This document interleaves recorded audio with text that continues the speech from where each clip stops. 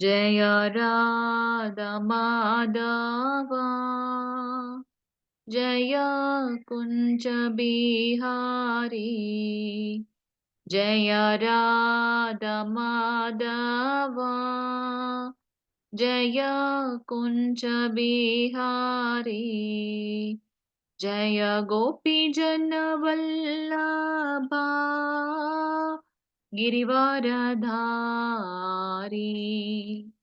जय गोपीजन वल्लभा गिरिवरधारी यशोदनन्दन व्रज जनरञ्जन यशोदनन्दन व्रज जनरञ्जन यमुनतीरवनचारी यमुनतीरवनचारी हरे कृष्ण कृष्ण कृष्ण हरे हरे हरे राम राम राम हरे हरे हरे कृष्ण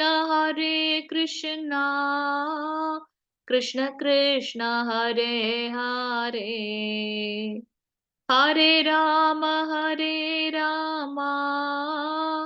राम राम हरे हरे हरे कृष्णा 18 நாட்களில் பகவத்கீதை கிளாஸ்ல இன்னைக்கு 4வது நாளா வந்திருக்கக்கூடிய அனைத்து பக்தர்களையும் ஸ்ரீ ஸ்ரீ ராதா கோவிந்தா இஸ்கான் மேங்களூர் சார்பாக வருக வருக என்று வரவேற்கின்றோம். இன்னைக்கு நம்ம பார்க்கக்கூடிய அத்தியாயம் 4வது அத்தியாயம். இந்த அத்தியாயத்தோட பெயர் ஞான யோகம். முதல் அத்தியாயத்தோட பெயர் யார் சொல்றீங்க? ஹரே கிருஷ்ணா. யூசுவலா மாதாஜி டக்குன்னு சொல்லிடுவாங்களே. முதல் அத்தியாயத்தோட பெயர், என் வாய்ஸ் கிளியரா கேக்குதுங்களா? ஹரே கிருஷ்ணா. அர்ஜுன விஷாத யோகம் மாதாஜி. ஹரிபோல் மாதாஜி. இரண்டாவது அத்தியாயம் சாங்கிய யோகம். மூன்றாவது அத்தியாயம் கர்மயோகம். ஹரே கிருஷ்ணா. தேங்க்யூ பிரபுஜி, தேங்க்யூ மாதாஜி, எல்லோருக்கும் நன்றி. சோ இன்னைக்கு நம்ம பார்க்கக்கூடிய அத்தியாயம் ஞான யோகம் அப்படின்னு நம்ம பார்க்கிறோம்.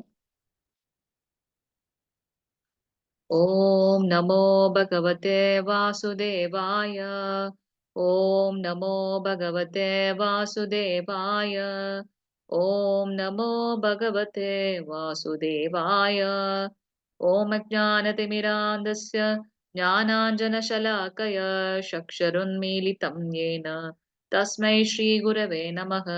श्रीचैतन्यमनोभीष्टं स्थापितं येन भूतले स्वयं रूप कथामह्यं तथादिस्वपदान्तिकम् वन्देऽहं श्रीगुरो श्रीयुतपदकमलं श्रीगुरोन् वैष्णवां च श्रीरूपं साग्रजातं सहगण रघुनाथान्वितं तं सजीवं साद्वैतं सावधूतं परिजनसहितं श्रीकृष्ण चैतन्यदेवं श्रीराधाकृष्णपादान् सहगणललिता श्रीविशाखान्वितां च हे कृष्णा करुणा सिन्धु दीनबन्धु जगत्पदे गोपेश गोपिका कान्ता राधाकान्त नमस्तुते तप्त काञ्चन गौराङ्गी राधे वृन्दावनेश्वरी वृषभानुसुत देवे प्रणमामि हरिप्रिये वाञ्छकल्पतरुभ्यश्च कृपा सिन्धुभ्य एव च पतितानां पावनेभ्यो वैष्णवेभ्यो नमो नमः.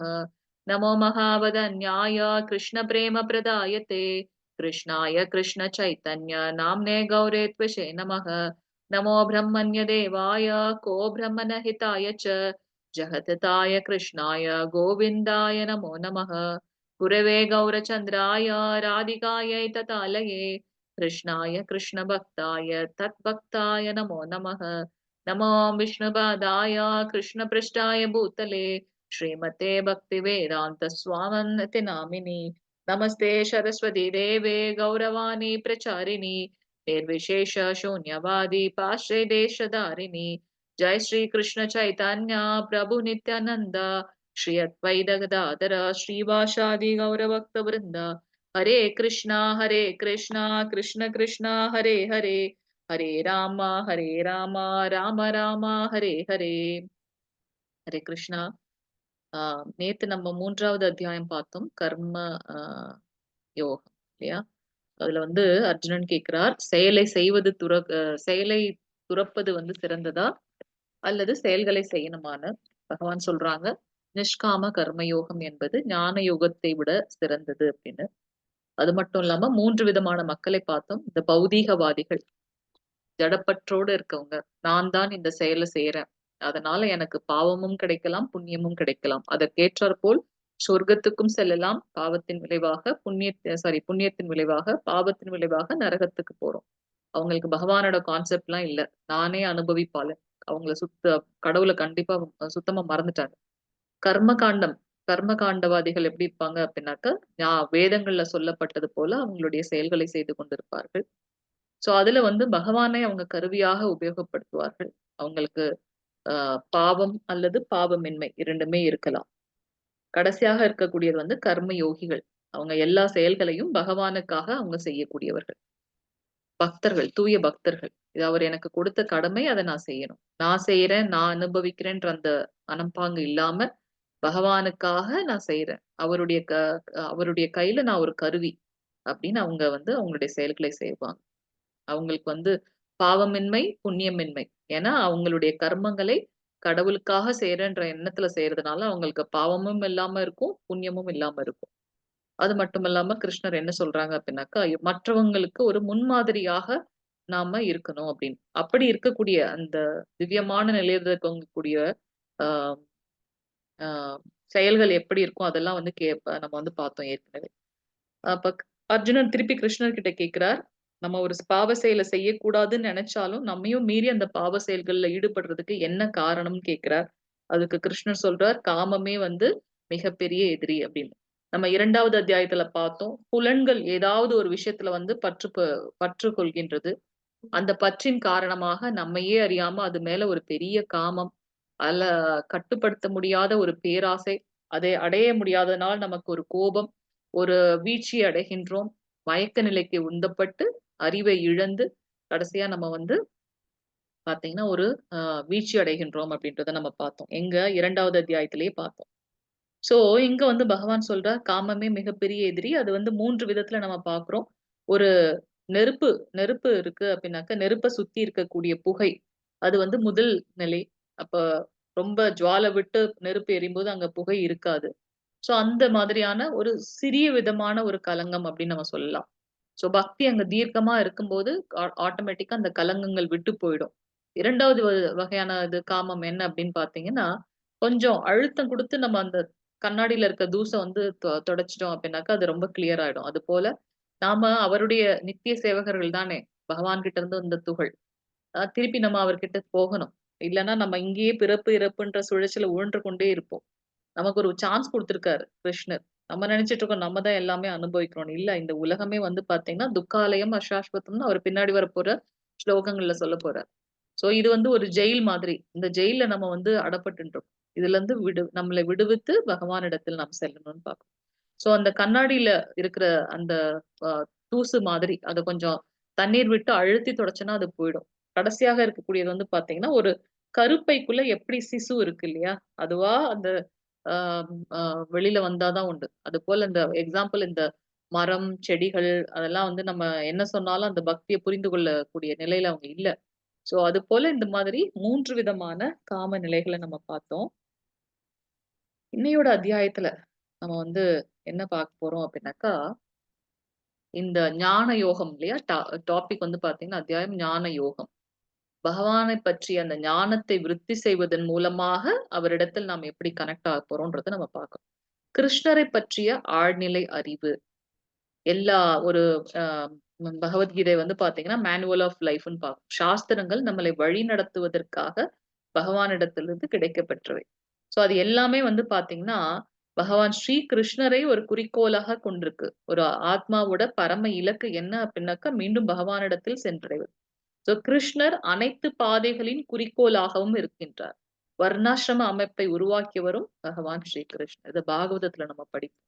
வர்ணாசிரமத்தை பகவானே வந்து சமூகம் வந்து ஓய்வு பெறுவதற்காக அவர் வழி நடத்தியிருக்கார். யார் ஒருவன் அந்த வர்ணாசிரம தர்மத்தை ஃபாலோ பண்றானோ அவன் வந்து அந்த ரிலீஜியஸ் மத கொள்கைகளை ஃபாலோ பண்ணி நம்மளுடைய பிறப்புக்கான தாத்பரியம் என்னன்றதை புரிந்து கொண்டு பகவானிடத்தில் சென்றடைகின்றார்கள் நம்ம பார்க்கணும். கர்ம யோகம் அதை பத்தி சொல்ல போறார். சோ இங்க வந்து 3 விதமான கர்மங்களை பார்க்க போறோம். அகர்மவாதி, எந்த செயலும் செய்யாம இருக்கிறது. ரிஷிகள், முனிவர்கள் எல்லாமே அவங்களுக்குள்ளயும் ஒரு செயல் இருக்கு. என்ன? பகவானிடத்தில் தியானத்தில் அமர்ந்திருப்பது. அகர்மவாதிகள். விக்கர்மவாதிகள் அப்படின்னா எதை செய்யக்கூடாதுன்னு இல்ல, எது சொல்லப்படலையோ சாஸ்திரத்துல அதை செய்யக்கூடியவர்கள் விக்கர்மவாதிகள். அடுத்து கர்மவாதிகள். கர்மவாதிகள்னா சாஸ்திரத்துல சொல்லப்பட்டதை செய்யக்கூடியவர்கள். ஸோ அந்த மாதிரி 3 விதமான இன்னைக்கும் அந்த கிளாசிபிகேஷன் நம்ம பார்ப்போம். இந்த தியாகங்கள் ஆழ்நிலை அறிவுக்கு வழிவகுக்கும். இந்த ஒரு ஒரு மெடிடேஷன் இதுல இருக்கும்போது நம்ம அது நம்மளை எங்க கொண்டு செலுத்தும் அப்படின்னாக்கா அந்த அந்த ஆழ்நிலை அறிவு, அதாவது நம்ம யாரு, எதற்காக இங்க வந்திருக்கோம், அந்த மாதிரியான ஆழ்நிலை அறிவுக்கு நமக்கு வழிவகுக்கும். அந்த ஆழ்நிலை அறிவின் சுருக்கம் என்ன, மூலம் எங்க இருக்குன்னு பாத்தீங்கன்னா பகவான் ஸ்ரீ கிருஷ்ணர் அப்படின்னு நம்ம பார்க்கலாம். ஸோ என்னோட செஷனுக்கு போயிடலாம். ஓம் நமோ பகவதே வாசுதேவாய. ஓம் நமோ பகவதே வாசுதேவாய. ஓம் நமோ பகவதே வாசுதேவாய. ஓம் ஸ்ரீ கிருஷ்ண பரமாத்மனே நமः.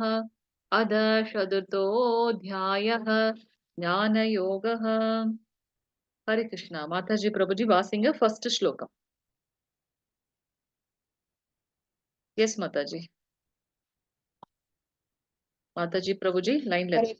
यस माताजी. हरे कृष्णा माताजी. हरे कृष्णा. श्री भगवानुवाच इमं विवस्वते योगं प्रोक्तवान् अहम् अव्ययम् विवस्वान् मनवे प्राह मनुर्इक्ष्वाकवे ब्रवीत्. हरे कृष्णा माताजी. थैंक यू माताजी. திவ்ய மாதாஜி அடுத்ததுல நீங்க வாசிங்க மாதாஜி. ஹரே கிருஷ்ணா. சோ புருஷோத்தமரான முழுமுதற் கடவுள் என்ன சொல்றாங்க அப்படின்னாக்கா, அழிவற்ற இந்த யோக விஞ்ஞானத்தை நான் சூரிய தேவனான விவஸ்வானுக்கு உபதேசித்தேன். நம்ம இப்ப பகவத்கீதை அந்த அதோட பிறப்பு, அந்த இன்செப்ஷன் வந்து நம்ம பார்க்க போறோம். சோ ஆத்மாவை பற்றி அறிந்து கொள்வது ஞானம், பரமாத்மாவை பற்றி அறிந்து கொள்வது விஞ்ஞானம் அப்படின்னு பார்க்கணும். இங்க முழுமுதற் கடவுளான பகவானே சொல்றார், அழிவற்ற இந்த யோக ஞானத்திற்கு அழிவு என்பதே கிடையாது. அமல புராணம். அழிவற்ற இந்த யோக விஞ்ஞானத்தை நான் சூரிய தேவனான விவஸ்வானுக்கு உபதேசித்தேன். சோ முதல்ல ஸ்ரீ கிருஷ்ணர் சூரிய தேவன். நம்ம நினைக்கிறோம் சூரியன் சந்திரன் அப்படின்றது வந்து ஒரு பர்மனன்ட் இதுன்னு இல்ல. அது வந்து ஒரு போஸ்ட். அந்த போஸ்ட்ல யாரெல்லாம் வந்து இந்த குவாலிட்டிஸ் இருக்கோ அவங்க வந்து அதுல அந்த போஸ்ட ஃபில் பண்ணுவாங்க. சோ சூரிய தேவன்றது ஒரு போஸ்ட். விவஸ்வான்றவர் வந்து அந்த குவாலிட்டிஸ் இருக்கிறதுனால சூரிய தேவனாக அவர் நியமிக்கப்பட்டார். எப்ப யாரும் இல்லையோ அப்ப பகவான் ஸ்ரீ கிருஷ்ணரே அந்தந்த அந்தந்த போஸ்ட வந்து அவர் வந்து எடுத்துக்கொள்றார் அப்படின்னு நம்ம பார்க்கலாம். சோ இப்ப பிரம்மதேவர் அப்படின்னு பாத்தீங்கன்னா 100 ஜென்மங்களாக தர்மத்தையோட யார் வாழ்க்கை நடத்துறாங்களோ அவங்க வந்து qualified to be a Brahma. அதனாலதான் ஹிரண்யகசிபு பிரம்மதேவர்கிட்ட வந்து எனக்கு சாகா வரம் வேணும் அப்படின்னு கேட்கும்போது அவரே சொல்றாரு, அதை கொடுக்கக்கூடிய தகுதி எனக்கு இல்லப்பா, ஏன்னா நானே வந்து ஒரு கட்டுண்ட ஆத்மா தான் அப்படின்றாரு. சோ இதுல இருந்து நமக்கு என்ன புரியுதுனாக்கா, அந்த சூரியன் சந்திரன் இதெல்லாம் வந்து பிரம்மதேவர் இதெல்லாம் வந்து ஒரு போஸ்ட். சோ அதுல யாரு குவாலிஃபைடா இருக்காங்களோ அவங்க வந்து மன்னனா இருப்பாங்க. அப்ப இந்த சூரிய தேவனான விவஸ்வான்ற மன்னனுக்கு ஸ்ரீ கிருஷ்ணர் இந்த ஞானத்தை கொடுக்கிறார். விவஸ்வான் மனித குலத்தோட தந்தையான மனுவுக்கும், அவரிடத்துல இருந்து அந்த மனித சமுதாயமே வந்து சிருஷ்டி ஆகுது. அந்த மனுவிற்கு கொடுக்கின்றார். முதல்ல வர அந்த மனுஷங்களோட அந்த அந்த தோற்றத்துக்கு உண்டான மனுவுக்கு கொடுக்கிறார். அவருடைய மகனான இஷ்வாகு மன்னனுக்கு இதனை முறையே உபதேசித்தனர். எதற்கு இந்த மாதிரியான ஒரு பரம்பரையில வருது அப்படின்னு பாத்தீங்கன்னா, அந்த ஆட்சியாளர்கள், ஆட்சியை கூடியவர்கள் தர்மத்தின் வழியில அவங்க வந்து ஆட்சியை நடத்தணும். எது தர்மம்? நம்ம எதற்காக இங்க வந்திருக்கோம்? ஒவ்வொரு செயலுக்கும் வந்து காரணகர்த்தா பகவான் ஸ்ரீ கிருஷ்ணர். அவருக்கு சேவை செய்யணும். அந்த மாதிரியான ஒரு எண்ணத்துல நம்மளுடைய கடமைகளை செய்யணும். அதனாலதான் வந்து பாத்தீங்கன்னா, பகவான் ஸ்ரீ கிருஷ்ணர் சூரிய தேவனுக்கு இதை கொடுக்க, விவஸ்வான் அதை வந்து மனுவிற்கு கொடுக்க, மனு அதை இஷ்வாகு மன்னனுக்காக. சோ இது வந்து டிசெண்டிங் நாலேஜ்.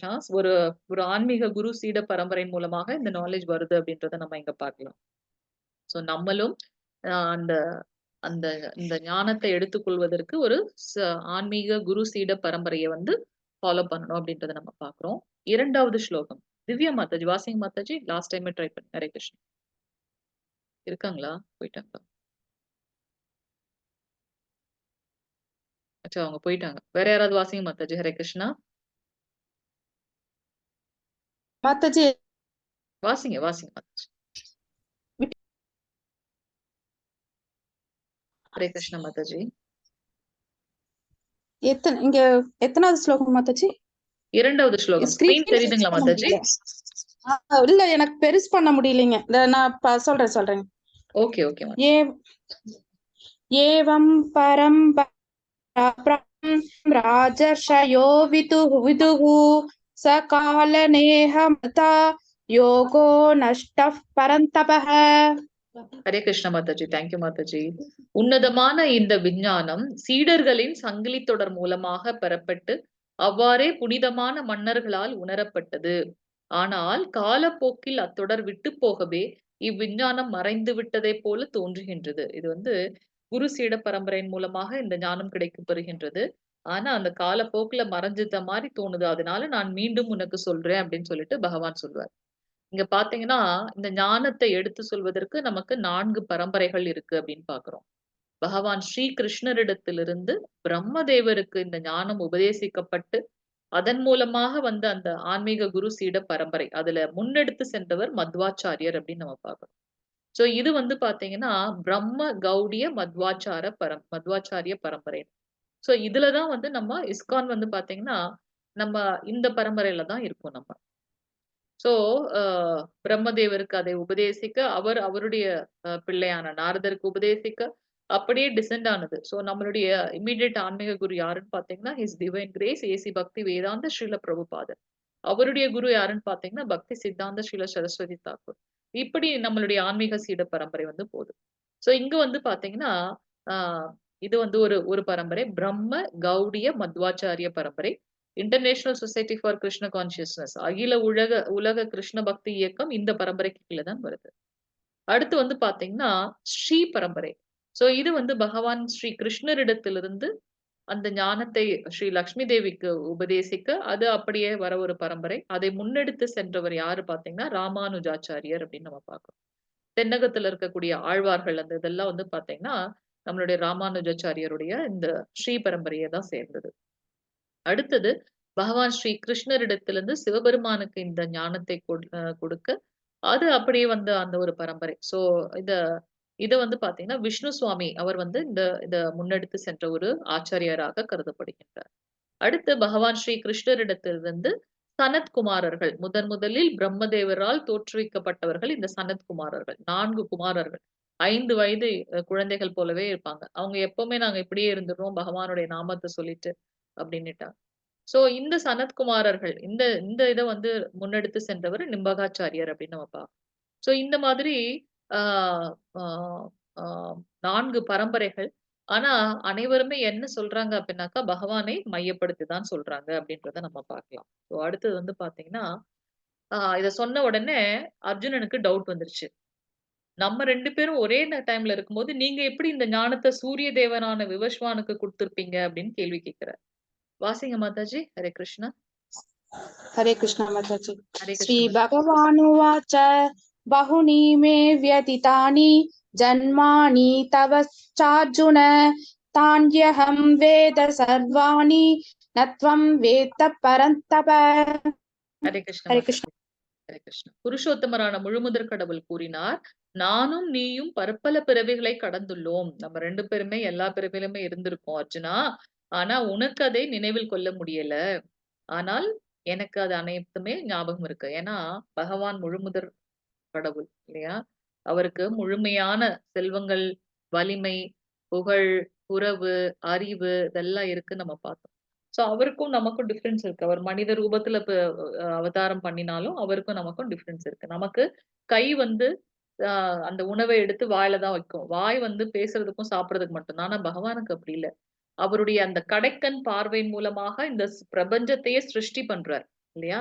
சோ அவருக்கும் நமக்கும் நிறைய டிஃபரன்ஸ் இருக்கு. குவாலிட்டி வைஸ் வேணா நம்மளுக்கு வந்து ஒரே மாதிரியான குணாதிசயங்கள் இருக்கலாம். ஆனா குவான்டிட்டி வைஸ் பாத்தீங்கன்னா பகவான் வந்து ஒரு பெரிய விபு ஆத்மா. நம்ம வந்து பாத்தீங்கன்னா அணு ஆத்மா. அவர்கிட்ட இருந்து வந்து ஒரு சிறிய துகள் அப்படின்னு நம்ம பார்க்கிறோம்.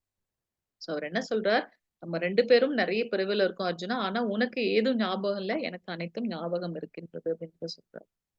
அந்த மனுவோட ஆயுட்காலம், பிரம்மதேவரோட ஆயுட்காலம் வந்து ஸ்கிப் பண்றேன்.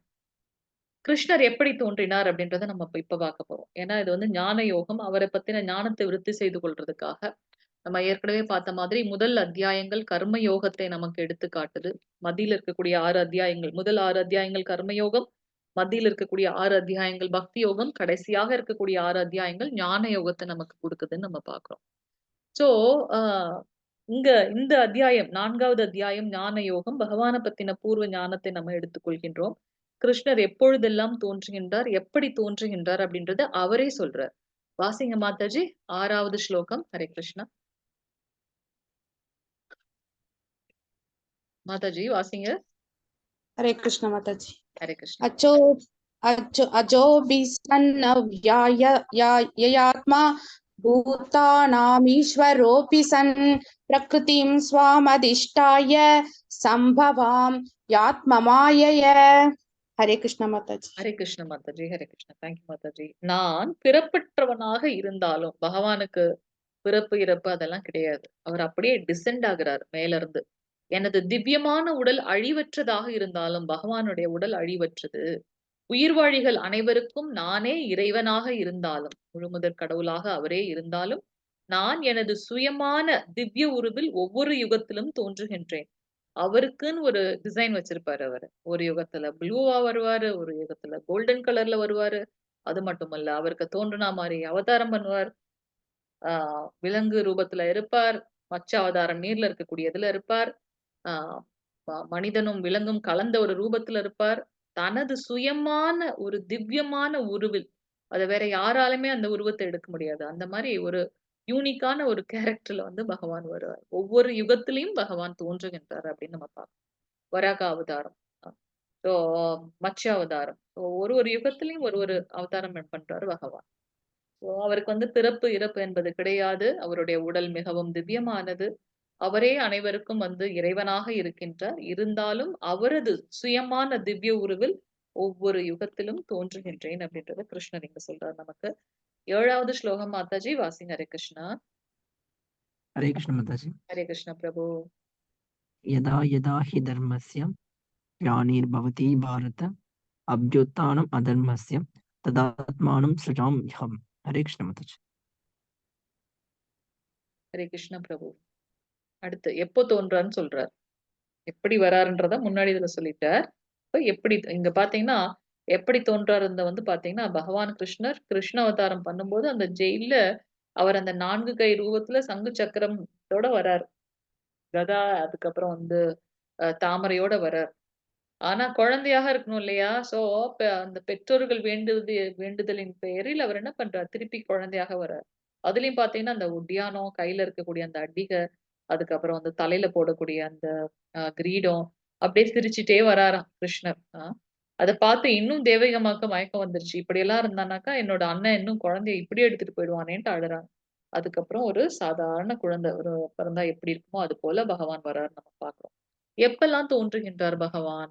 எப்போதெல்லாம் எங்கெல்லாம் தர்மம் சீர்குலைந்து அதர்மம் ஆதிக்கம் செலுத்துகின்றதோ பரதகுல தோன்றலே அப்போதெல்லாம் நான் தோன்றுகின்றேன். தர்மம் ஒழிந்து அதர்மம் தலை எடுக்கும் போது பகவான் தோன்றுகின்றார் அப்படின்றத நம்ம பார்க்கணும். இங்க பாத்தீங்கன்னா கம்சன் வந்து ரொம்ப நல்ல அண்ணன் மாதிரி தேரோட்டி கூட வேண்டாம், என்னுடைய தங்கையை நானே கொண்டு போய் விடுறேன் அப்படின்ட்டு அவ்வளவு சீர் சினத்தை எல்லாம் பண்றாரு. பண்ணி தேவகியோட வசுதேவர்களுக்கு திருமணம் முடிஞ்சதுக்கு அப்புறம் என்ன பண்றாரு? அவரே தேரோட்டிட்டு போய் தங்கச்சி விட்டுட்டு வரேன்னு போறாரு. அவ்வளவு ஒரு நல்ல தெய்வீக குணம் இருக்கு. எப்ப அந்த அசரீரி கேக்குதோ, முட்டாளே உன் தங்கையோட வயித்துல வரக்கூடிய 8வது குழந்தை உன்னை கொல்ல போகுதுன்னு தெரியலையா உனக்கு அப்படின்னு சொன்ன உடனே சொல்லி முடிச்சு அடுத்த நிமிஷம் என்ன பண்ணுது? அவருக்கு உள்ளார இருக்கக்கூடிய அந்த அசுர குணம் வெளியில வருது. உடனே அந்த அந்த வாள் எடுத்து என்ன பண்றார்? தன்னுடைய தங்கையோட தலைமுடிய பிடிச்சு அவங்களை கொல்றதுக்கு போறார். ஆனா இங்க பாத்தீங்கன்னா வசுதேவர் ரொம்ப சாமர்த்தியமா ஏன்னா இருக்கிறதுக்கு நம்ம அந்த இடத்துல இருந்தோம்னா வேற மாதிரி ரியாக்ட் பண்ணிருப்போம் இல்லையா? அதனாலதான் எந்த ஒரு சூழ்நிலையும் நம்ம என்ன பண்ணக்கூடாது, ரியாக்ட் பண்ணக்கூடாது. அதுக்கு ரெஸ்பாண்ட் பண்ணணும். ஃபர்ஸ்ட் அந்த அந்த சிச்சுவேஷன அனலைஸ் பண்ணிட்டு அதுக்கப்புறம் அத ஃபேஸ் பண்ணணும். வாழ்க்கையில நம்ம எடுத்துக்கொள்ள வேண்டிய பாடம். சோ அவரு உடனே வசுதேவர் வந்து கோவப்படல. ஏன்னா இப்பதான் திருமணமாகி நம்மையே நம்பி வர ஒரு மனைவி, அங்க இந்த அண்ணன் அந்த ஊர விட்டு கூட வெளியில போல. ஆனா அண்ணன் கொல்ல போறேன்னு போயிட்டான். அத அந்த அசரீரி முடிச்சு அடுத்த நிமிஷம் கம்சன் எடுக்குறான்னா, அப்ப எவ்வளவு ஃபோர்ஸா இருந்திருக்கும். ஆனா வசுதேவர் என்ன பண்றார்? ஆ கம்சன வந்து முதல்ல புகழ்ந்து சொல்றார். அந்த ஆத்ம ஞானத்த சொல்றார். ஆனா ஒண்ணும் அங்க எடுபடல. கடைசியா என்ன சொல்றார்? "கம்சா, உன்னோட தங்கை வந்து கொல்லவில்லல. தங்கையோட வயித்துல வர குழந்தைங்க தானே. எல்லா குழந்தையும் கொண்டு வந்து நான் உன்கிட்ட ஒப்படைச்சுடுறேன். நீ என்ன பண்ணணும்னு தோணுதோ உனக்கு பண்ணுன்னு" சொல்லிடுறார். கம்சன் அத கேட்டுட்டு அமைதியா விட்டுட்டார் தங்கச்சிய. ஏன்? அவர் வந்து சொல்லின் வேந்தர். சொன்ன சொல்ல அப்படியே காப்பாத்துவார். வசுதேவருடைய ஒரு குணம். அதனால என்ன பண்ணிட்டாரு? சோ சொன்ன மாதிரி எல்லா குழந்தையும் கொண்டு வந்து விட்டுருவாரு நம்மகிட்ட அப்படின்னு நினைச்சுட்டாரு. ஆனா நாரத முனிவர் இந்த கிருஷ்ண அவதாரத்த வந்து ஸ்பீட் அப் பண்ணணுன்றதுக்காக என்ன பண்றார்? கம்சன் என்ன பண்ணிடுறார்? சரி ஓகேன்னு விட்டுடுறாரு 2 பேரையும். ஆ சிறையிலலாம் போடல. ஆனா நாரத முனிவர் கலகம். உடனே என்ன பண்றார்? வந்து கம்சன தூண்டி விடுறார். அப்பதானே அதர்மம் வந்து அதிகமாகும். உடனே பகவான் ஸ்ரீ கிருஷ்ணர் வேகமா வந்து அவதாரம் பண்ணுவார்ன்றதுக்காக கம்சன தூண்டி விடுறாரு. ஏன்பா ஏற்கனவே அவங்களுக்கு வர குழந்தை வந்து உன்ன கொல்லும்ன்னு சொல்லியிருக்க. நீ என்ன அவங்கள ஃப்ரீயா விட்டுட்ட? அவங்க உன்கிட்ட இருந்து மறைச்சுட்டாங்கன்னா அந்த குழந்தைய. அதனால உன்னோட நேர்பார்வையிலே இருக்கணும் எப்பவும். அதனால அவங்கள கொண்டு வந்து சிறையில அடைச்சிருன்னு சொல்றாரு. அதனால இவனும் கம்சனும் யோசிச்சு பார்க்குறாரு. கரெக்ட் தானே அப்படின்னு சொல்லிட்டு. சோ அவருடைய அதர்ம செயல் வந்து அதிகமாகுது அப்படின்றத நம்ம பார்க்கிறோம். எதற்காக அ அ தோன்றுறார் அப்படின்றத நம்ம இப்ப பார்க்கலாம். 8வது ஸ்லோகம் மாதாஜி பிரபுஜி வாசிங்க. ஹரே கிருஷ்ணா. हरे कृष्ण माताजी। ஹரே கிருஷ்ணா மாதாஜி. परित्राणाय साधूनां विनाशाय च दुष्कृतां धर्म संस्थापनार्थाय संभवामि युगे युगे। ஹரே हरे கிருஷ்ணா कृष्ण माताजी। மாதாஜி. தேங்க்யூ மாதாஜி. பக்தர்களை காப்பதற்காகவும், துஷ்டர்களை அழிப்பதற்காகவும், தர்மத்தின் கொள்கைகளை மீண்டும் நிலைநிறுத்துவதற்காகவும் நானே யுகந்தோறும் தோன்றுகின்றேன். எத்தனையோ அரக்கர்களும், அரக்கியும் வந்தாங்க பகவான் ஸ்ரீ கிருஷ்ணர கொல்றதுக்கு. அவங்கெல்லாம் கம்சன் சொன்ன அடுத்த நிமிஷம் வராங்கன்னா, அப்போ அவங்களெல்லாம் விட பலசாலியா தான் கண்டிப்பா கம்சன் இருந்திருப்பார் இல்லையா? சோ அப்படிப்பட்ட கம்சன ஒரே ஒரு புஷ்டில என்ன பண்றாரு? ஒரு குத்து விட்டாரு கிருஷ்ணர். அவ்வளவுதான் விழுந்துட்டார் கம்சன். அப்ப பகவான் முழுமையான பலம் அவர்கிட்ட இருக்கு இல்லையா? சோ இங்க வந்து பாத்தீங்கன்னா, அவர் சொல்றாரு எப்பல்லாம் அவதாரம் பண்றேன். பக்தர்களை காப்பதற்காக. அதற்காக அவர் டிசெண்ட் ஆயி வரணும்னு அவசியமே இல்ல. ஆனாலும் பக்தர்களை மகிழ்விப்பதற்காக. இதுல பாத்தீங்கன்னா, அந்த கோபிகள் கோலோகத்துல விருந்தாவனத்துல இருக்க கோபிகள் வந்து ஒருத்தர் மாத்தி ஒருத்தர் எப்பவும் கிருஷ்ணர பத்தி தான் பேச்சு அவங்களுக்கு. அப்ப வந்து சொல்லுவாங்களாம், இந்த பிரம்மதேவருக்கு கொஞ்சம் கூட மனசாட்சியே இல்ல. எனக்கு அந்த பிரம்மதேவர சுத்தமா புடிக்கலன்ட்டு பேசிக்கிறாங்க. அப்ப இப்படி பாரு, இந்த கண் இமைய எதுக்கு வந்து படிச்சாரு? இது ஒரு டிஃபால்ட் நமக்கு. கண் இமை வந்து இருக்கவே கூடாது. அந்த அந்த 1 செகண்ட் மூடுது இல்லையா கண்ணு, அதுல வந்து கிருஷ்ணர மறந்துடுறாங்களாம். அதனால எப்பவும் கிருஷ்ணர பார்த்துட்டே இருக்கணுமாம். இது எந்த மாதிரியான ஒரு பக்தனுடைய பாவம் இல்லையா? அது எப்படின்றத தெரிந்து கொள்வதற்கு தான் பகவான் ஸ்ரீ கிருஷ்ணரே சைத்தன்ய பிரபுவாக 500 வருடங்களுக்கு முன்பு அவதாரம் பண்ணாருன்னு நம்ம பார்க்கிறோம். சோ அந்த மாதிரியான பக்தர்களை காப்பதற்காகவும், அவர்களை மகிழ்விப்பதற்காகவும் பகவான் ஸ்ரீ கிருஷ்ணர் அவதாரம் பண்றார். நெறைய பேரு தர்க்கம் பண்றதுக்காக சொல்லுவாங்க.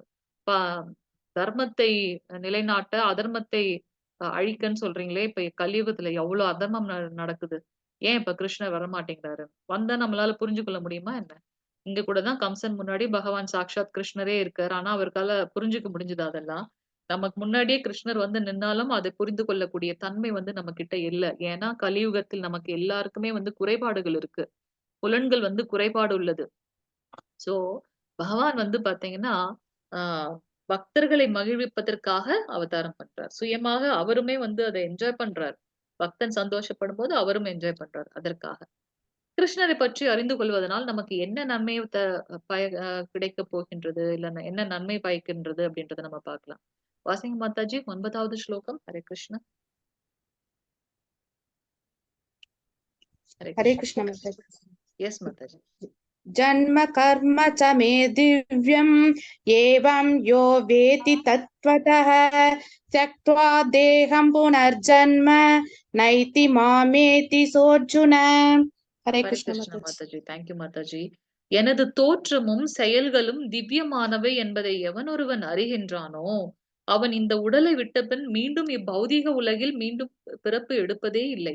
அர்ஜுனா, அவன் எனது நித்திய உலகை அடைகின்றான். த்ரூ அவுட் த பகவத்கீதையில பாத்தீங்கன்னா பகவான் நிறைய இடத்துல நமக்கு ப்ராமிஸ் பண்றான்.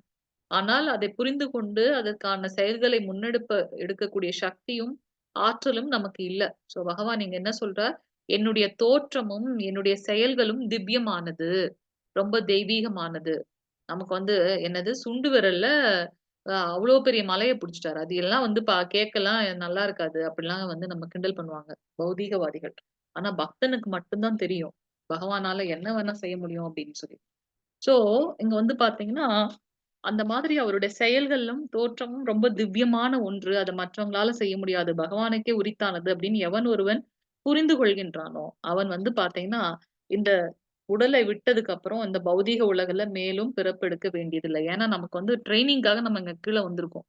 நம்மளே அனுபவிக்கணும்னு நெனச்சோமே, போய் அனுபவிச்சுட்டு வான்னு அனுப்பிச்சு விட்டுருக்காரு. சோ எப்ப இது தவறு அப்படின்னு நமக்கு புரிந்துக்கிடுச்சோ, அப்ப நம்ம திருப்பி மேல அவர்கிட்ட போயிடுவோம். சோ அதனால இந்த பௌதீக உலகில் அவங்க மீண்டும் பிறப்பு எடுப்பதே இல்லை. அவர்கள் எங்க போறாங்க அப்படின்னாக்கா, பகவானுடைய நித்தியமான உலகை அடைகின்றார்கள். இந்த உலகம் வந்து துக்கங்கள் நிறைந்ததும், தற்காலிகமானதும் ஆகும். அது மட்டுமல்ல, எப்ப மகா பிரளயம் நடக்கின்றதோ, அப்ப இது எல்லாமே அழிஞ்சு போயிடும். நம்ம நெனச்சு பார்த்தோமா, இந்த மாதிரி கோவிட் வரும் அப்படின்னு சொல்லிட்டு. எவ்ளோ பணம் வச்சிருந்தவங்க, செல்வந்தர்கள். ஆனா ஏதாவது பண்ண முடிஞ்சுதா? அ நமக்கு வந்து ஒரு பெஸ்ட் லெசன வந்து இந்த கோவிட் நமக்கு சொல்லிட்டு போயிருக்கு. இப்பவும் நம்ம வந்து அந்த உண்மை நிலைய புரியாம நடந்துக்கிறோம் அப்படின்னாக்கா, அடுத்து என்ன வரப்போகுதுன்னு தெரியல. அதனால நம்மளுடைய அந்த உண்மையான நிலை என்ன அப்படின்றத நம்ம வந்து புரிஞ்சுக்கணும். ஸோ எந்த ஒரு ம உயிர்வாழி பகவானை வந்து திவ்யமானவங்க நினைக்கிறாங்களோ, அவங்க மீண்டும் இந்த உலகத்துக்கு வரமாட்டாங்க. அவருடைய எப்போதும் ஈவன் பிரளயத்துல கூட பகவானுடைய கோலோக விருந்தாவனத்துக்கு எந்த ஒரு இதுவும் நடக்காது. அது நித்தியமாக இருக்கக்கூடிய உலகம். அந்த உலகில் அவர்கள் செல்கின்றார்கள் அப்படின்னு பார்க்கிறோம். இந்த கதை வந்து நம்ம பார்க்கலாம். தாமோதர லீலை வந்து அடுத்த இதுல நம்ம பார்க்கலாம். ஸோ இங்க பார்த்தீங்கன்னா, பகவான் வந்து பகவான அ ஆம் புரிந்து கொள்வதற்காக எல்லாரும் அவர பத்தி இது பண்ணிட்டு இருக்காங்க. யோகங்கள் பண்ணிட்டு இருக்காங்க, தியானம் பண்ணிட்டு இருக்காங்க. ஆனா இங்க வந்து பார்த்தீங்கன்னா, ஆ தன் தாய் வந்து நம்மள பிடிக்க வரான்னு சொல்லிட்டு பகவான் ஓடுறாராம். ஒரு இடையர் குல பெண் வந்து துரத்துவதற்கு பகவான் வந்து ஓடுறாரு அப்படின்றத நம்ம பார்க்கலாம். தாம் உதர, உதரனா கயிறு, தாம்னா வயிறு. சோ பகவானுடைய வயிறையும், இந்த உரலையும் யசோதாம்மா கட்டி போட்டாங்க. இந்த கதை தெரியுமா? யாராவது சொல்றீங்களா? தெரியுமா இந்த கதை? தாமோதர அஷ்டகம் தெரியுமா? தாமோதர லீலை. ஹரே கிருஷ்ணா. ஹரே கிருஷ்ணா. தெரியும் மாதாஜி. ஆனா கோர்வையா சொல்ற அளவுக்கு ஓகே. ஹரே கிருஷ்ணா மாதாஜி. ஹரே கிருஷ்ணா. சோ வந்து பாத்தீங்கன்னா, பகவான் ஸ்ரீ கிருஷ்ணர் அ அந்த ஒரு லீலை பண்ணினார். தாமோதர லீலை. தாமோதர அஷ்டகம் எப்படி நமக்கு மார்கழி மாசம் சொல்றோம் சவுத்ல, அது போல நம்மளுடைய இஸ்கான் இதுல வந்து பாத்தீங்கன்னா, தாமோதர மந்த் இருக்கு. அந்த மந்த் ஃபுல்லா நம்ம வந்து இந்த லீலை பண்ணி பகவானுக்கு வந்து நெய் தீபம்லாம் நம்ம காட்டுவோம். சோ ரொம்ப திவ்யமான ஒரு லீலை. நம்ம இன்னொரு இதுல நம்ம பார்க்கலாம் இந்த கதைய. ஹரே கிருஷ்ணா. கிருஷ்ணருக்கும் நம் அனைவருக்கும் உள்ள வித்தியாசம். நம்ம வந்து அவரும் மனுஷன் மாரி தான் இருக்காரு. அவருக்கும் நமக்கும் என்ன டிஃபரன்ஸ்? ஒண்ணும் கிடையாது அப்டின்னுவாங்க எல்லாரும். அப்படி இல்ல. நமக்கு வந்து பார்த்தீங்கன்னா 2 விதமான உடல்கள் இருக்கு. ஸ்தூல உடல், சூக்ஷ்ம உடல். ஸ்தூல உடல் அப்டின்னாக்கா பார்க்கக்கூடியது. இப்ப நம்ம கை, கால் இதெல்லாம் இருக்கு இல்லையா? இது வந்து நம்மளுடைய பஞ்ச பூதங்களால ஆக்கப்பட்டிருக்கு. நிலம், நீர், நெருப்பு, வாயு, காற்று, ஆகாயம். ஆனா சூக்ஷ்மம். சூக்ஷ்மமானனா என்னது? ரகசியமானது அது. அத பார்க்கவே முடியாது நமக்கு. சோ, அதுதான் வந்து பாத்தீங்கன்னா, ஆத்மா. ஆத்மாவை 3 லேயர் கவர் பண்ணிருக்கு. மனம், புத்தி, பொய், அகங்காரம். இந்த சூக்ஷ்ம உடலை, இந்த சோல் இருக்கு இல்லையா? இந்த சோல், ஆத்மா. அந்த ஆத்மா வந்து எப்படி அப்படின்னு நம்ம அத ஏற்கனவே பார்த்தோம். ஒரு முடியோட அந்த டிப்பு, நுனி இருக்கு இல்லையா? அத 10,000 முறை டிவைட் பண்ணா என்ன ஒரு பாகம் கிடைக்குமோ, அதுதான் வந்து அந்த ஆத்மாவோட சைஸ். அது நம்மளோட இதயத்துல வந்து மிதந்துன்னு இருக்கு. 5 விதமான வாயுக்கள்ல மிதந்துன்னு இருக்குன்னு நம்ம பார்க்கிறோம். செகண்ட் லெவல் 2ல ஒரு ஸ்லோகமும் நீங்க படிக்கும்போது உங்களுக்கு நல்ல புரிதல் இருக்கும். சோ அந்த ஆத்மாவை 3 லேயர் வந்து கவர் பண்ணிருக்கு. இந்த சூக்ஷ்ம உடல் என்னென்னன்னு பார்த்தீங்கன்னா, மனம், புத்தி, பொய், அகங்காரம். இந்த மாதிரியான டிஃபரன்ஸ் எல்லாம் பகவானுக்கு எதுவும் கிடையாது அப்படின்னு நம்ம பார்க்கிறோம். கிருஷ்ணருடைய ரூபம் வந்து பார்த்தீங்கன்னா, ரொம்ப ஆன்மீகமானது, திவ்யமானது. ஆனா நமக்கு நம்மளுடைய உடல் வந்து பார்த்தீங்கன்னா, அ தற்காலிகமானது, டெம்பரவரியான ஒண்ணு அப்படின்றத நம்ம பார்க்கலாம். மாயா. நம்ம வந்து 3 குணங்கள்ல வந்து சூழப்பட்டிருக்கோம். சத்துவகுணம், ரஜோகுணம், தமோகுணம். காலையில ரொம்ப சாந்தமா நல்லவங்களா இருப்போம். ஆபீஸ் போக வேலை நடக்க நடக்க வந்து பாத்தீங்கன்னா ரஜோகுணம். அந்த 11 மணி, 12 மணி, 1 மணிக்கெல்லாம் ரஜோகுணத்துக்கு போயிடுவோம். யாராவது சரியா வேலை செய்யலன்னா. ஈவினிங் வரும்போது நம்ம ரொம்ப சோர்வா மாறிடும். தமோகுணம். சோ ஒவ்வொரு மனிதர்களுக்குள்ளேயும் இந்த முக்குணங்கள் இருக்கு. சோ நான் அந்த முக்குணங்கள் வந்து நம்மள வந்து எப்பவும் ஆட்டுவிக்கும். நம்ம சொல்லுவோமா, ஆஹா என்னெல்லாம் எந்த குணமும் ஒண்ணும் பண்ண முடியாது. நான் இதற்கெல்லாம் அப்பாற்பட்டவன். யாராவது நம்மள கஷ்டப்படுத்தினாலோ, இல்ல திட்டினாலோ, இல்ல அடிச்சாலோ உடனே நமக்கு கோவம் வந்து நம்ம ரியாக்ட் பண்றோம் இல்லையா? சோ நம்ம வந்து ஒவ்வொருத்தருக்குள்ளயும் இந்த 3 குணங்கள் இருக்கு. நம்ம மாயாவால கட்டுப்படுத்தப்படுகின்றோம். ஆனா இந்த மாயா முக்குணங்களுக்கும் மேற்பட்டவர் யாரு அப்படின்னு பார்த்தீங்கன்னா, பகவான் ஸ்ரீ கிருஷ்ணர்.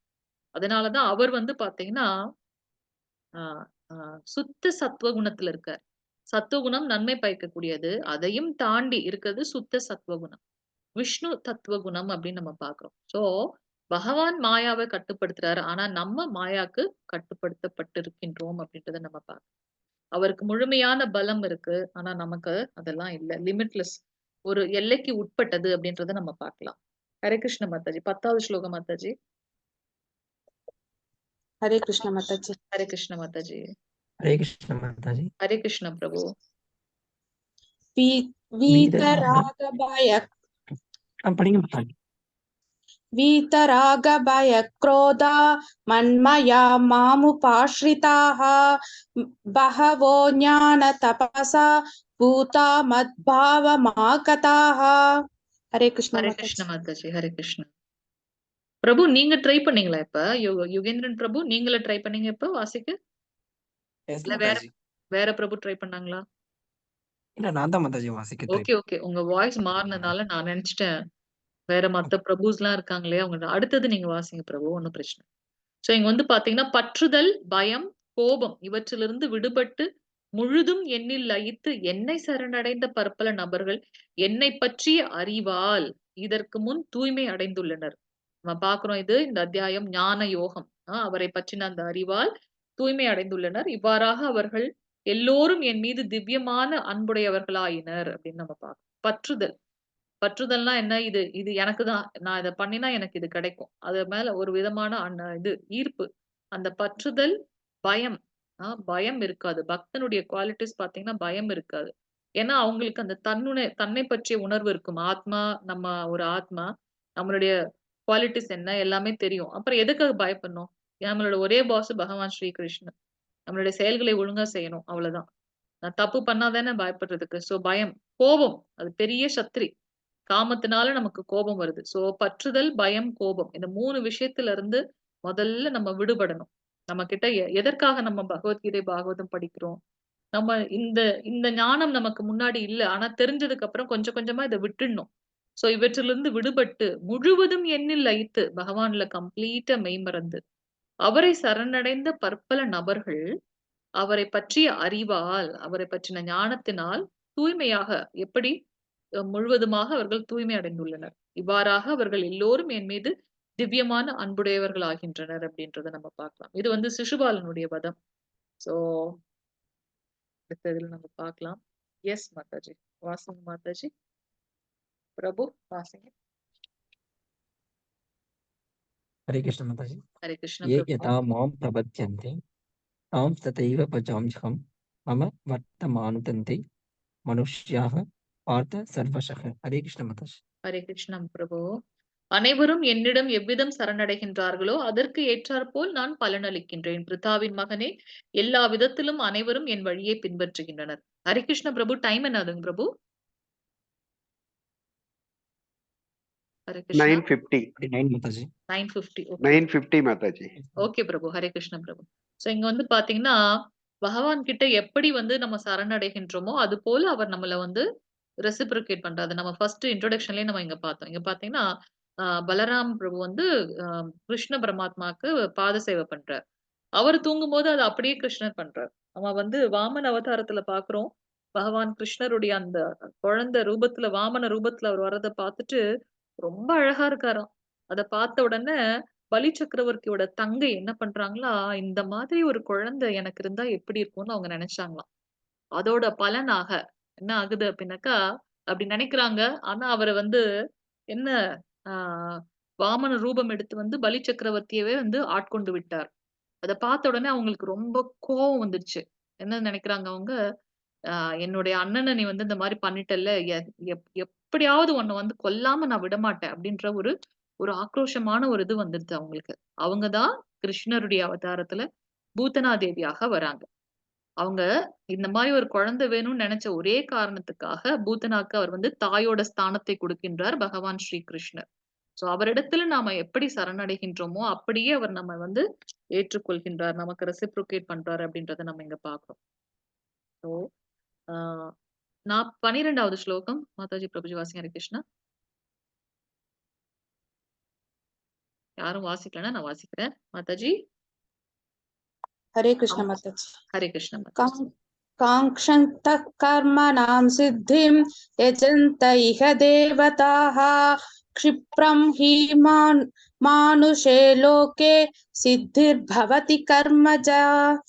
हरे ஹரே कृष्ण கிருஷ்ணா माताजी। மாதாஜி. பலன் தரும் செயல்களில் வெற்றியை விரும்பும் இவ்வுலக மனிதர்கள் தேவர்களை வழிபடுகின்றனர். இவ்வுலகில் இத்தகு செயல்களுக்கு விரைவில் பலன்கள் கிடைப்பது உண்மையே. நமக்கு எல்லாமே வந்து இன்ஸ்டன்ட்டா வேணும். இன்ஸ்டன்ட் நூடுல்ஸ் அது போல இன்ஸ்டன்ட்டா நமக்கு வந்து பலன்கள் வேணும். சோ அதனால அதுக்கு எந்தெந்த தேவதை இருக்கோ அந்த தேவதையை வந்து நம்ம வழிபட்டு அந்த பலன்களை அடைந்து கொள்ள விரும்புகின்றோம். ஆனா நமக்கு அந்த ஞானம் இல்ல. இந்த முழுமுதற் கடவுள் பகவான் ஸ்ரீ கிருஷ்ணர் இந்த தெய்வங்களுக்கெல்லாம் வந்து தெய்வம் அப்படின்றத புரிந்துக்கணும். எதுக்கு நம்ம இங்க இத பார்க்கிறோம் அப்படின்னாக்கா, கிருஷ்ணர் சொன்னார் இல்லையா? எனக்கு என்னில் லயித்து என்னை மட்டுமே சரணடைகிறவங்கள வந்து பார்த்தீங்கன்னா, இந்த உலகத்துல இருந்து நித்தியமான என்னுடைய உலகத்துக்கு வராங்கன்னு சொன்னாங்க. சோ அதனால இங்க வந்து அந்த எக்ஸாம்பிள் சொல்றார். சோ பலன்களை எதிர்பார்த்து அந்த சிறு தெய்வங்களை வழிபடுறது, அதனால ஆ இம்மீடியட்டா அவங்களுக்கு பலன் கிடைப்பது என்பதோ உண்மைதான். ஆனா அந்த பலன்களை நிறைவேற்றக்கூடியவனாகவும் பகவான் நானே இருக்கின்றேன்னு சொல்றார். 13வது ஸ்லோகம் மாதாஜி. ஹரே கிருஷ்ணா.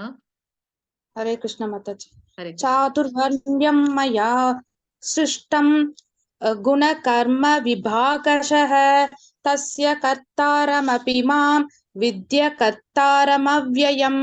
हरे कृष्ण माताजी। ஹரே கிருஷ்ணா மாதாஜி.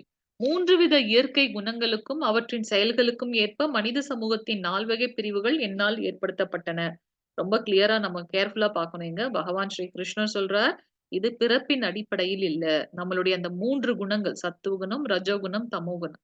அந்த குணங்களுக்கு ஏற்றார் போல நாம வந்து 4 வகையாக ஆ பிரிவுகள் இந்த சமுதாயத்தை எடுத்து செல்வதற்காக நடக்குது.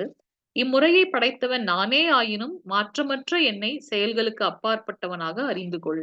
நானே இந்த 3 முறைகளை ஐ மீன் இந்த வர்ணாசிரமத்தை கொண்டு வந்தாலும் 3 குணங்களை நானே கொண்டு வந்தாலும், ஆனால் இந்த குணங்களால் நான் ஆட்கொள்ளப்படுவதில்லை. இதற்கெல்லாம் அப்பாற்பட்டவர். அவர் வந்து ரொம்ப இம்பார்ஷியல். தேவர்கள், அசுரர்கள் எல்லாருக்கும் ஒரே மாதிரியான இததான் அவர் குடுக்குறார். இல்லையா?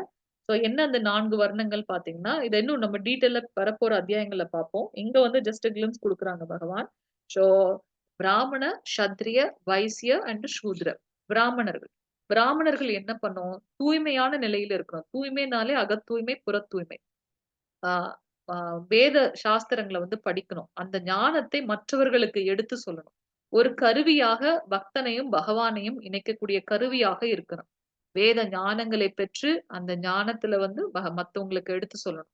நான் நான் வந்து அந்த ஞானத்தை தெரிஞ்சுக்கிட்டேன், நான் ஒரு பெரிய ஆளுன்னு நெனைக்கிறோமோ, அப்ப அந்த பிறவிலிருந்து வீழ்ச்சி அடைகின்றார்கள் அப்படின்றத நம்ம பார்க்கலாம். கீதை மகாத்மியம் 1 சாப்டர்லயே நம்ம பார்த்தோம். ஆ ஒவ்வொரு இதுவும் பார்த்தீங்கன்னா, அவர்கள் பிராமணர்களாக இருந்திருப்பாங்க. அதுல அகங்காரம் வரும்போதோ, அல்லது தன்னுடைய சாஸ்திரங்களை அ ப செல்வத்துக்காக அவங்க வேற விதத்துல யூஸ் பண்ணும்போது, அதுல அவங்களுக்கு பாவம் கிடைக்கிறது அப்படின்றத நம்ம பார்க்கலாம். அடுத்து சத்திரிய வர்ணம்.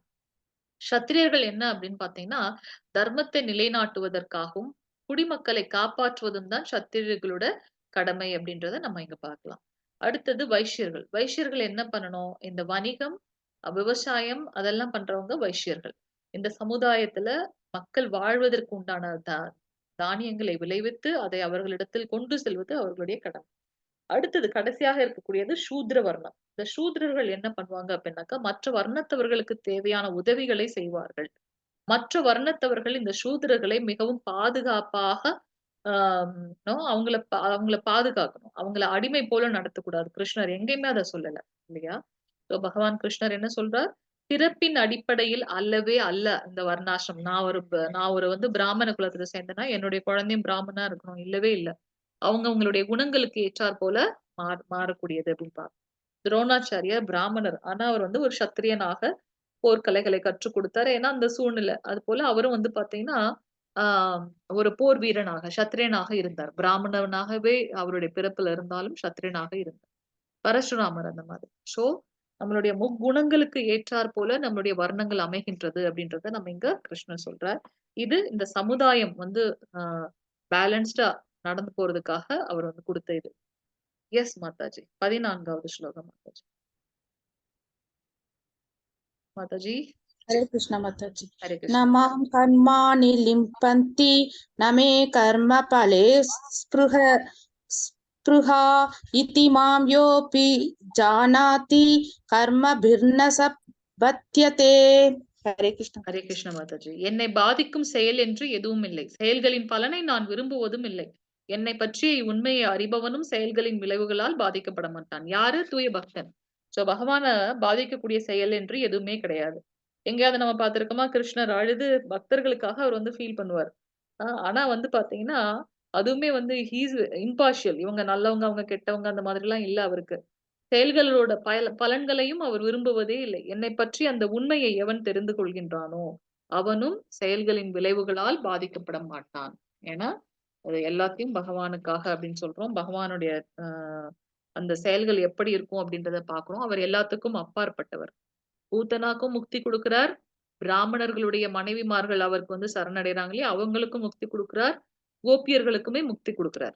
அவங்க அவரை பொறுத்த வரைக்கும் அவங்கன்னு வேறுபாடெல்லாம் கிடையாது. இந்த கற்றறிந்த அறிஞர்களும் வந்து பாத்தீங்கன்னா அவங்களும் அப்படிதான் இருப்பாங்க, வேறுபாடு இல்லாம இருப்பாங்க. எஸ் மாதாஜி. 17வது ஸ்லோகம். ஹரே கிருஷ்ண மாதாஜி. कर्मणो ह्यपि போத்தவ்யம் போத்தவ்யம் ச விகர்மண அகர்மணஸ்ச போத்தவ்யம் கஹனா கர்மனோ கதி. மேபி லைட்டா இருக்கிறதுனால உங்களுக்கு தெரியலன்னு நினைக்கிறேன் மாதாஜி. ஹரே கிருஷ்ணா. சாரி மாதாஜி, நான் வாசிச்சுட்டேன். செயல்களின் நுணுக்கங்களை உணர்வது மிக கடினம். எனவே கர்மா என்பது என்ன, விக்கர்மா என்பது என்ன, அகர்மா என்பது என்ன என்பதை தெளிவாக புரிந்து கொள் அப்படின்றாரு இங்க. விக்கர்மவாதிகள் நம்ம ஏற்கனவே சொன்ன மாதிரி வேதங்கள்ல அவங்க ஃபாலோ பண்ணவே மாட்டாங்க. கீழான உயிரினங்களாக மறுபிறப்பு எடுக்கக்கூடிய ஆபத்து இருக்கு. ஆன்மீகவாதிகளால் உற்றுக்கொள்ளப்பட மாட்டாது. எடுத்த பிறவியோட நோக்கத்தில் அவங்க தோல்வி அடைவார்கள். நம்ம எதற்காக மனுஷனாக வந்தோம், நமக்கும் விலங்குகளுக்கும் என்ன டிஃபரன்ஸ் இருக்கு, சோ அந்த பகுத்தறிந்து பகவானிடத்துல சரணடையணும், மத கொள்கைகளை ஃபாலோ பண்ணணும், சடங்குகளை ஃபாலோ பண்ணணும், அதெல்லாம் இல்லவே இல்ல. அப்ப நான் என்ன பிறவி எடுத்தனோ அதோடைய தாத்பரியமே தெரியாதப்ப நான் என்ன பண்ணுவேன், அடுத்த பிறவி எனக்கு மனுஷ பிறவியை விட கீழான ஒரு பிறவி கிடைக்கும் அப்படின்றத நம்ம பார்க்கலாம். அடுத்து கர்மவாதிகள். கர்மவாதிகள் வந்து பக்தி உள்ளவர்களாக இருப்பாங்க. வேதங்களை பின்பற்றுவார்கள். ஸ்வர்க்கம் மற்றும் உபதேவதைகளின் உலகத்தை அடைவார்கள். இறுதியில் ஜட உலகில் திரும்பவும் பிறக்கக்கூடிய வாய்ப்புகள் இருக்கு. ஏன்னா அவங்க பற்றோட அவங்களோட செயல்களை செய்யறாங்க. கடைசியாக இருப்பது அகர்மவாதிகள், ஞானிகள். ஞானிகள் என்ன பண்ணுவாங்க? ஞானிகள் ஞானத்தின் நிலைக்கு வந்திருப்பவர்கள், ஆத்ம தத்துவத்தை புரிந்து கொண்டவர்கள், பயன் உலகின் விளைவு மற்றும் மறுபிறப்பில் அறிந்தவர்கள். அதாவது நம்மளுடைய செயல்களின் காரணமாக நமக்கு மறுபிறப்பு ஒண்ணு இருக்கு அப்படின்றது தெரிஞ்சவங்க பக்தி சேவைக்கு வருவார்கள். மிகவும் உயர்ந்தவர்களாக கருதப்படுகின்றார்கள். இந்த விக்ரமவாதி அதுக்கப்புறம் வந்து கர்மவாதியை கம்பேர் பண்ணும்போது இந்த ஞானிகள் வந்து பக்தி சேவையில் ஈடுபட்டிருக்கனால உயர்ந்தவர்களாக கருதப்படுகின்றார். அகர்மவாதிகள் எந்த செயல்களையும் செய்யாமல் இருப்பவர்கள் அப்படின்னு நம்ம பார்க்கலாம். அகர்மவாதிகள் நானே வாசிச்சிட மாதாஜி, டைம் இல்ல. கர்மன்ய கர்மய பஷ்யேத் அகர்மணி ச கர்மய சபுத்திமான் மனுஷேஷி சயுக்த கிருஷ்ண கர்ம கிருத். கர்மாவில் அகர்மாவையும் அகர்மாவில் கர்மாவையும் காண்பவனே மனிதரில் அறிவுடையவன் ஆகின்றான். எல்லாவித செயல்களில் ஈடுபட்டிருந்தாலும் அவன் உன்னத நிலையில் நிலை பெற்றுள்ளான். இதை எப்படி புரிஞ்சுக்கிறது அப்படின்னு பாத்தீங்கன்னா, கோபியர்கள் வந்து என்ன பண்ணாங்க, அவங்களுடைய கடமைகளை செஞ்சாங்க. ஆனா அத வந்து பற்று இல்லாம செஞ்சாங்க. ஒரு தடவையும் அவங்களுடைய கடமை என்ன, ஃபேமிலியை பாக்குறது, பசுக்களை பராமரிக்கிறது, அந்த பால் சார்ந்த பொருட்களை உபயோகப்படுத்துறது, உற்பத்தி பண்றது, இதெல்லாம் அவங்களுடைய கடமை. ஆனா அது ஒரு தடவை செய்யும் போது அவங்க என்ன நினைப்பாங்க, இது கிருஷ்ணனுக்காக, இந்த வெண்ணெய் கிருஷ்ணனுக்காக எடுத்து வச்சிருக்கேன், இந்த என்ன சொல்றது, இந்த பண்டங்கள் வந்து அவருக்காக பண்ணியிருக்கேன் அப்படின்னு. சோ கர்மா, அவங்களுடைய கர்மாவை செய்யறாங்க. ஆனா அதோட விளைவுகள்ல பற்றுதல் இல்ல. கர்மாவில் அக்கர்மாவை அகர்மாவில் கர்மாவை. என்ன அகர்மா? இங்க பாத்தீங்கன்னா நாரத முனிவர். நாரத முனிவர் எந்த ஒரு வேலையும் செய்யறது இல்ல. பகவானோட நாமத்தை மட்டும்தான் சொல்லிட்டு இருக்கார் இல்லையா? அகர்மவாதி. எந்த செயலும் செய்யல. ஆனா அதுலயும் ஒரு கர்மத்தனமான செயல்களை செய்றார். என்ன? பகவானுடைய நாமத்தை எல்லாருக்கும் மூவுலக சஞ்சாரி 3 லோகத்துக்கும் எடுத்து செல்கின்றார். சோ அக்கர்மாவில் கர்மா. அதே வந்து ஒரு பெரிய மிஷனா பண்ணிட்டு இருக்காரு நாரத முனிவர். எத்தன பேர் உருவாக்கி இருக்காரு நாரத முனிவர் இல்லையா? துருவ மகாராஜர். அவருக்கு வந்து ஓம் நமோ பகவதே, ஓம் நமோ நாராயணா எல்லாத்தையும் அவருக்கு வந்து அந்த அந்த இத வந்து சொல்றார். ஓம் நமோ பகவதே வாசுதேவாய அப்படின்ற மந்திரத்தை ஓதுறார். ஒரு ஆன்மீக குரு. வியாசதேவருடைய ஆன்மீக குரு நாரத முனி. சோ அவருடைய அந்த அகர்மாவில் கர்மாவை செய்றவங்க இவங்க 2 பேருமே வந்து பாத்தீங்கன்னா, எல்லா செயல்கள்ல ஈடுபட்டிருந்தாலும் அவங்க வந்து உன்னத நிலையில் இது பண்ணப்படுறாங்க அப்படின்றத நம்ம இங்க பார்க்கலாம். எஸ் 34வது ஸ்லோகம். தத்வித்தி பிரணிபாதேன பரிப்ரஷ்னேன சேவையா உபதேஷ்யந்தி தே ஞானம் ஞானினஸ் தத்வதர்ஷின. ஒரு ஆன்மீக குருவை அணுகி உண்மையை அறிந்து கொள்ள முயற்சி செய்ய வேண்டும். அடக்கத்துடன் அவரிடம் கேள்விகள் கேட்டு அவர்களுக்கு தொண்டு செய்து உண்மையை செய்ய வேண்டும். உண்மையை கண்டவர்களான தன்னுணர்வு பெற்ற ஆத்மாக்கள் உனக்கு ஞானத்தை அளிக்க முடியும். ஞான யோகம் நம்ம பார்த்துட்டு இருக்கோம். சோ இந்த ஞானத்தை எப்படி தெரிஞ்சுக்கிறது அப்படின்னாக்கா, அங்கீகரிக்கப்பட்ட ஆன்மீக குரு. அதாவது அந்த குரு சீட பரம்பரையில இருந்து வந்தவங்களாக இருக்கிறார். சாஸ்திரத்துல சொல்லப்பட்டது போல தன்னுடைய வாழ்க்கையை நடத்துபவர்களாக இருக்கிறார். அப்பதான் அவங்களால மத்தவங்களுக்கும் அந்த ஞானத்தை கொடுக்கும். இப்ப இப்ப வந்து பிஹெச்டி மேத்தமெட்டிக்ஸ் முடிச்சவங்கள போய் நம்ம கெமிஸ்ட்ரி எடுக்க சொன்னா முடியுமா? சோ அந்த தன்னுணர்வு பெற்ற ஆத்மாக்களால மட்டும் தான் அதே ஞானத்தை மற்றவர்களுக்கு கொண்டு செலுத்த முடியும். அவங்க கிட்ட எப்படி நம்ம வந்து ஞானத்தை விருத்தி செய்து கொள்வது? அவர்களிடம் அடக்கத்தோடு கேள்விகள் கேட்கணும். அவர்களுக்கு தொண்டு செய்யணும். அதன் மூலமாக அவங்க சாட்டிஸ்ஃபை ஆகி அவங்க அந்த ஞானத்தை நமக்கு கொடுப்பார்கள் அப்படின்றத நம்ம பார்க்கணும் இங்க. கடைசி 2 ஸ்லோகம். யோக சந்நியஸ்த கர்மானம் ஞான சஞ்சின சம்சய ஆத்மவந்தம் ந கர்மாணி நிபத்னந்தி தனஞ்சய. எவனொருவன் தனது செயல்களின் பலன்களை துறந்து பக்தி தொண்டில் ஈடுபடுகின்றானோ, எவனொருவனது சந்தேகங்கள் உன்னத ஞானத்தால் நீக்கப்பட்டு விட்டனவோ, அவன் தன்னில் நிலை பெற்றிருப்பது உறுதி. செல்வத்தை வெல்வோனே இவ்வாறாக அவன் செயல்களின் விளைவுகளால் பந்தப்படுவதில்லை. அதாவது கர்மத்தை மட்டுமே செய்து கொண்டு கர்ம பலன் மீது பற்று இல்லாம இருக்கின்றானோ, எப்பவும் பக்தி தொண்டுல ஈடுபடுகின்றானோ, அவனுடைய சந்தேகங்கள் எல்லாம் இந்த ஞானத்தை விருத்தி செய்வதன் மூலமாக ஒழிந்துவிடும். அப்படிப்பட்டவர்கள் தன்னில் நிலை பெற்றிருப்பது உறுதி. செல்வத்தை வெல்வோனே அவர்களின் செயல்களின் மூலமாக அவங்க எதுலையுமே வந்து பந்தப்பட மாட்டாங்க அப்படின்றத நம்ம பார்க்கிறோம். கடைசி ஸ்லோகம். தஸ்மாத் ஞான சம்போதம் கிருத்வம் ஞானாசீனாத்மனः சித்வைனம் சம்சயம் யோக மாதிஷ்டோத்திஷ்ட பாரத. சோ கடைசி ஸ்லோகம். ஓம் தத்சத் ஸ்ரீமத் பகவத்கீதாசு உபனிஷத்சு பிரம்ம வித்யாயாம் யோகசாஸ்திரே ஸ்ரீ கிருஷ்ணார்ஜுன சம்வாதே ஞான யோகோ நாம சதுர்த்தோத்யாயः.